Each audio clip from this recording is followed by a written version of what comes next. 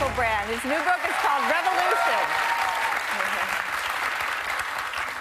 Why is it called Revolution, Russell? It's called Revolution, Whoopi, right? Because that Albert Einstein, who, if nothing else, was clever, said you can't change a system using the thinking that created it. That means if you want to change things, you have to look at alternative ways of thinking. The way things are at the moment, the people that benefit from it don't want it to change. They are happy with it the way it is. That's why things like ecological disaster, economic inequality, global meltdown and war are largely ignored because they are serving the purpose of the people that are in control. If you want change to come, it will not come from them.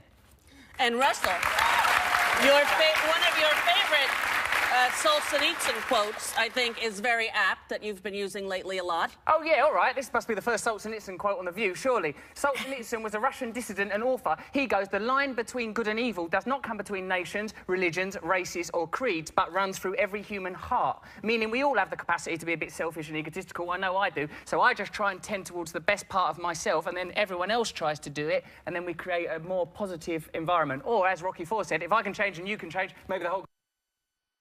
Can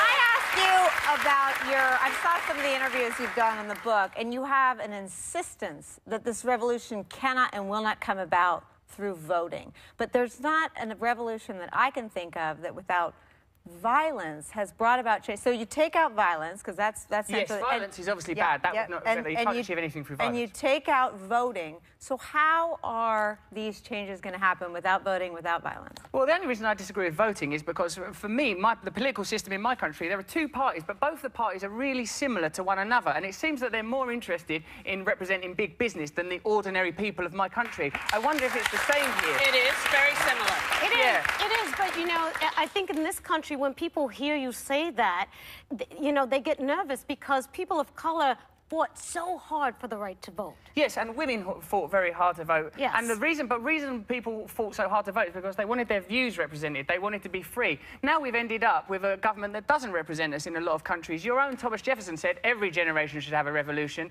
and I think we need one now. You know, when your country was ruled by an economic elite that taxed you without representing you, you kicked them out. It was us, the English. Right. And now you're in a similar situation where an economic elite who doesn't represent you, is not interested in your values or your views, only wants to represent rich elites and corporations.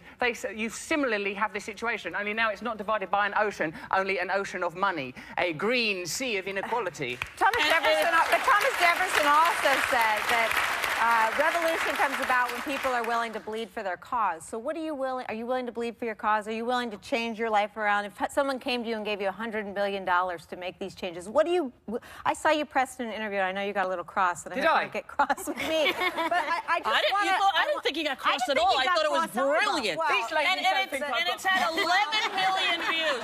11 million views, his interview with Paxson over in England. I thought you got a little cross and testy when pressed to get... I think you have an opportunity to get specific. I think you have an opportunity to ask people to do something, and you haven't gotten specific. I have actually. That's what this book is. I read the whole book. I read the whole thing. Yes, yes, it is. Organise your own workplaces. Organise the places where you live. If you're unhappy with the amount of money you're paying for your rent or your mortgage, ask other people if they feel similar to you. Organise. You won't be represented at a political level. But don't vote. Well, unless a party emerges that says, hello, we're here for ordinary American people. We're not going to accept money from lobbyists in Washington. We're not going to represent big corporations, pharmaceuticals, Monsanto. We're interested in representing you, ordinary people. If a party like that comes into being, by God, vote for them. But there is not a party like that in America. There's not a party like that in the United Kingdom, and the reason is because we live under tyranny.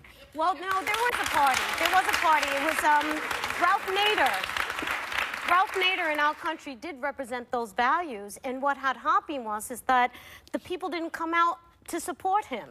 And a lot of times here in America, we vote against our own self-interest. Why do we do that? It's almost like the media feeds us narratives where we oppress immigrants, people that are vulnerable, people with disability, people that are different colours from the majority of the population. These people are constantly blamed for social problems. I'm a recovering drug addict. We are constantly criminalised and persecuted and imprisoned. And in a way, it's like people are always looking for scapegoats, people to condemn and blame, instead of, if you're looking for where to get more money to create a better society, look at the people that have got all of the money. That's where the problem is.